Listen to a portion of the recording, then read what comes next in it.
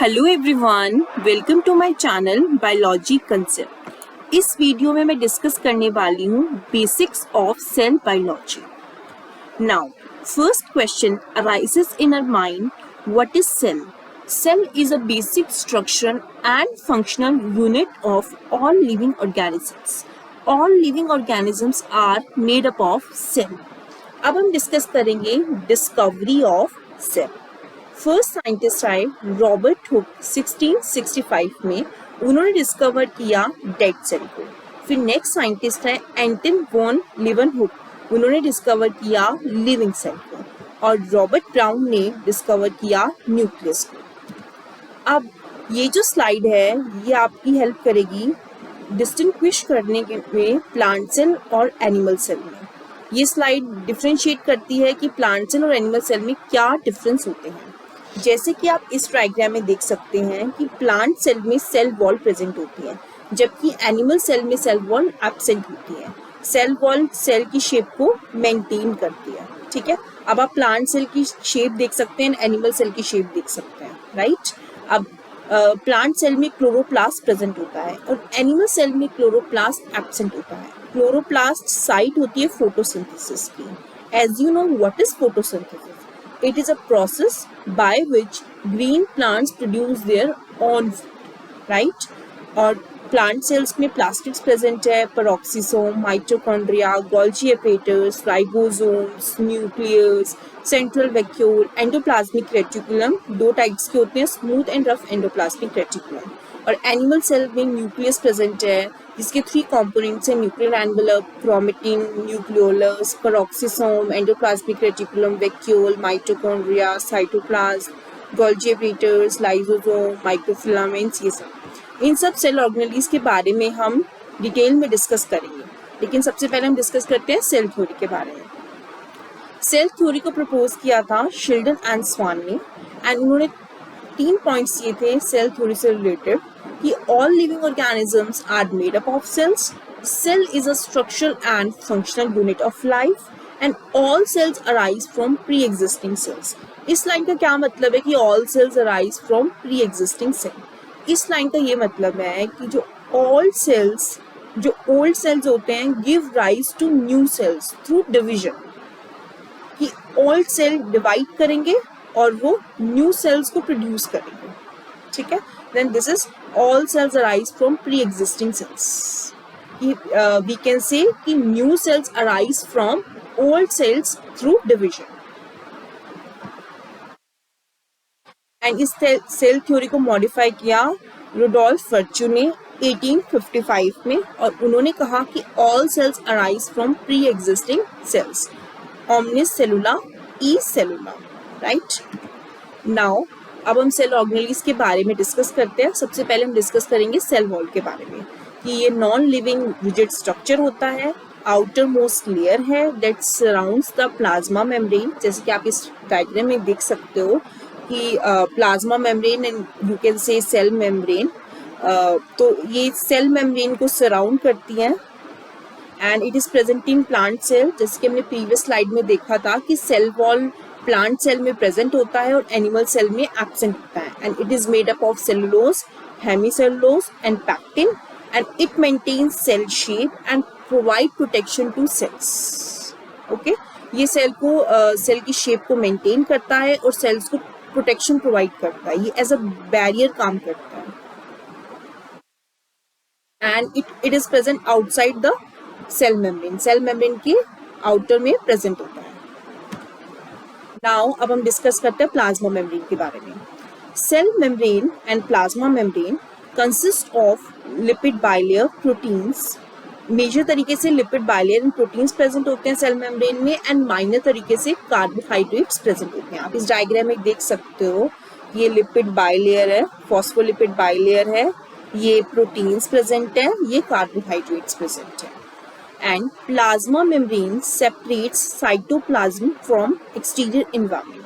ये exterior environment है, ये plasma membrane है, ये cytoplasm है। तो ये जो plasma membrane है cytoplasm को separate करिए ना exterior environment से। आप इस diagram में देख पा रहे हो ना, ये लिपिड कौन सा है? फॉस्फोलिपिड है, फॉस्फोलिपिड है, ये फॉस्फोलिपिड बाइलेयर है। और प्लाज्मा मेम्ब्रेन सिलेक्टिवली परमिएबल है। ये मतलब सिलेक्टिव तरीके से मटेरियल्स को इन एंड आउट होने देती है, राइट। लिपिड बाइलेयर एम्पीफेटिक और एम्पीफिलिक इन नेचर है, that is contains polar head group and non polar hydrocarbon tail. ये जो लिपिड बाइलेयर है ना, ये जो लिपिड बाइलेयर है, ये जो फॉस्फोलिपिड्स हैं, ये एम्पीफेटिक और एम्पीफिलिक इन नेचर है। क्योंकि एम्पीफेटिक और एम्पीफिलिक इन नेचर क्यों बोल रहे हैं? क्योंकि इसमें पोलर हेड ग्रुप है और ये जो नॉन पोलर हाइड्रोकार्बन टेल है। Types of protein present, integral and transmembrane proteins and peripheral proteins. ये पेरिफेरल प्रोटीन्स है और ये इंटीग्रल और ट्रांसमेम्ब्रेन प्रोटीन्स प्रेजेंट है। Fluid Mosaic model stringer and Nicholson ने 1972 में दिया था और इस फ्लूइड मोजाइक मॉडल ने एक्सप्लेन किया था कि प्लाज्मा मेम्ब्रेन के स्ट्रक्चर को एक्सप्लेन किया था कि क्या क्या क्या प्रेजेंट है प्लाज्मा मेम्ब्रेन का और मेम्ब्रेन में, और कैसा स्ट्रक्चर होता है प्लाज्मा मेम्ब्रेन का, राइट। अब हम डिस्कस करेंगे माइटोकॉन्ड्रिया के बारे में। It is present in plant cell, animal cell and fungus and it is a double membrane bound cell organelle. Double membrane bound cell organelle क्यों बोल रहे हैं? क्योंकि इसमें ये आउटर मेम्ब्रेन है और ये इसकी इनर मेम्ब्रेन है, राइट। एटीपी प्रोडक्शन करता है, इसलिए हम इसे पावर हाउसेज ऑफ सेल बोलते हैं। And contain their own circular DNA, इसलिए हम इसे सेमी ऑटोनॉमस ऑर्गेनेली बोल रहे हैं, ठीक है। खुद का डीएनए होता है माइटोकॉन्ड्रिया का, जैसे आप इस डायग्राम में देख सकते हैं माइटोकॉन्ड्रियल डीएनए है, इसलिए हम इसे सेमी ऑटोनॉमस ऑर्गेनेली बोल रहे हैं। और inner membrane forms number of infoldings called cristae. ये जो इनर मेम्ब्रेन है ये नंबर ऑफ इनफोल्डिंग्स बना रहा है, जिनको हम क्या बोलते हैं? जिन्हें हम क्रिस्टे बोलते हैं। नाउ अब हम डिस्कस करते हैं गोल्जी एपेटस के बारे में। It is a single membrane bound organelle. Camillo Golgi ने 1898 में डिस्कवर किया था गोल्जी एपेटस को and it is also called Golgi body and it is made up of series of flattened stacked parallel to each other called cristae. जैसे ये देख सकते हैं ये क्रिस्टे प्रेजेंट है। क्रिस्टे के दो फेसेस होते हैं, cis face and trans face. जैसे कि आप इस डायग्राम में देख सकते हैं, this is cis face and this is trans face. Cis face lies near the RER, मतलब रफ एंडोप्लाज्मिक रेटिकुलम के पास लाई करता है cis face, and trans face lies near the cell membrane. And what is the function of Golgi apparatus? It is responsible for transporting, modifying and packaging of proteins, lipids into vesicles. कि ये क्या करता है? ये transport करता है, modify करता है, पैकेजिंग करता है प्रोटीन्स और लिपिड्स की वेसिकल्स में। जैसे कि आप यहाँ देख सकते हैं इनकमिंग ट्रांसपोर्ट वेसिकल, यहाँ पे गोल्जी एपेटस में मॉडिफाई होगा और पैकेजिंग होगी प्रोटीन्स और लिपिड्स की वेसिकल्स में, right. This is outgoing transport vesicles, ठीक है। नाउ अब हम डिस्कस करते हैं एंडोप्लाज्मिक रेटिकुलम के बारे में। एंडोप्लाज्मिक रेटिकुलम टू टाइप्स का होता है, rough endoplasmic reticulum, smooth endoplasmic reticulum. पहले हम डिस्कस करेंगे रफ एंडोप्लाज्मिक रेटिकुलम के बारे में। It continuous with outer membrane of nucleus and have ribosomes on its surface and it is a site for protein synthesis. आप इस diagram में देख सकते हो ये न्यूक्लियस है। न्यूक्लियस की आउटर मेम्ब्रेन से जो कंटिन्यू हो रहा है वो क्या है? रफ एंडोप्लाज्मिक रेटिकुलम है। हम इसको रफ एंडोप्लाज्मिक रेटिकुलम क्यों बोलते हैं? रफ क्यों बोलते हैं? क्योंकि इसकी सरफेस पे क्या राइबोसोम्स प्रेजेंट है and it is a site for protein synthesis. यहाँ पे क्या होता है? प्रोटीन की सिंथेसिस होती है।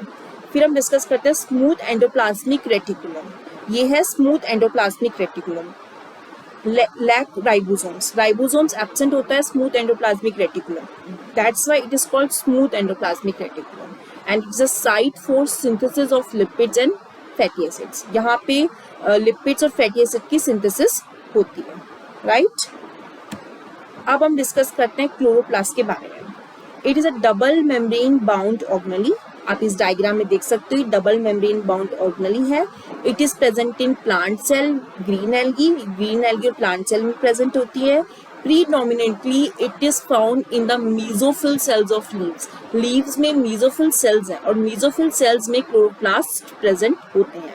Stroma contain large number of flattened membranous sacs called थाइलाकोइड्स। ये आप देख सकते हो, ये स्ट्रोमा है, ठीक है। ये जो फ्लूइड है ये स्ट्रोमा है, ठीक है। स्ट्रोमा में क्या है? ये फ्लैटेंड मेम्ब्रेनस सैक्स हैं, that is called thylakoids. called thylakoids and stack of thylakoids called grana.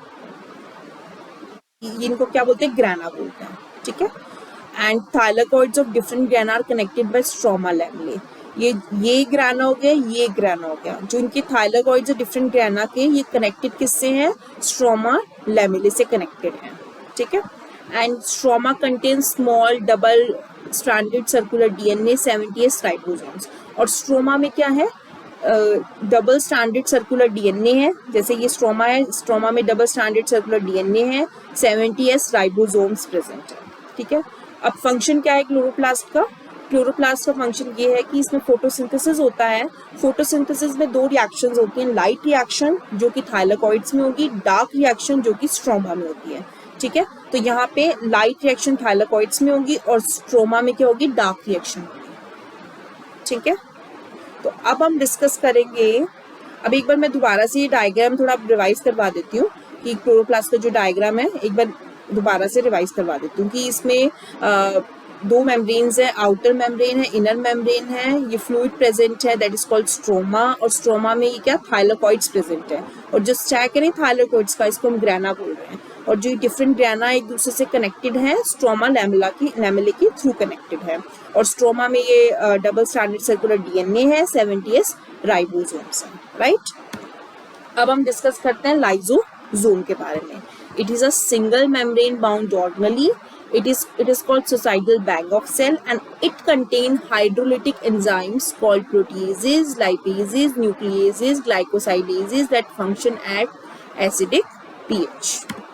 Now अब हम डिस्कस करेंगे न्यूक्लियस के बारे में. Okay, nucleus is made up of following components. इन कंपोनेंट्स का बना हुआ होता है nucleus. First component nuclear envelope, next nucleoplasm, nuclear matrix and next है nucleolus and chromatin. Okay, Now, nuclear envelope made up of two membranes. Nuclear envelope में दो membranes होती है. Outer membrane forms continuous structure with ER and inner membrane. जैसे कि हमने ER में भी डिस्कस किया था कि जो ये न्यूक्लियस होता है, न्यूक्लियस की आउटर मेम्ब्रेन से जो कंटिन्यू होता है वो ER का स्ट्रक्चर कंटिन्यू होता है, राइट. तो इसमें दो मेम्ब्रेन्स हैं न्यूक्लियर एनवेलप में, आउटर मेम्ब्रेन और इनर मेम्ब्रेन. आप ये देख सकते हो आउटर मेम्ब्रेन है, इनर मेम्ब्रेन है. फिर होता है न्यूक्लियोलस होता है. It's a spherical non membrane bound structure जो कि प्रेजेंट है न्यूक्लियस में. ये है न्यूक्लियोलस, ठीक है. And it is a site for ribosomal RNA synthesis. यहाँ पे राइबोसोमल आरएनए की सिंथेसिस होती है. Chromatin made up of DNA, RNA and proteins. ये जो क्रोमेटिन होता है ये डीएनए, आरएनए एंड प्रोटीन्स का बना हुआ होता है. और ये है, ये क्या है? ये न्यूक्लियोप्लाज्म है, ठीक है. ये न्यूक्लियर एनवेलप है, आउटर और इनर. ये न्यूक्लियोलस है, ये न्यूक्लियोप्लाज्म है.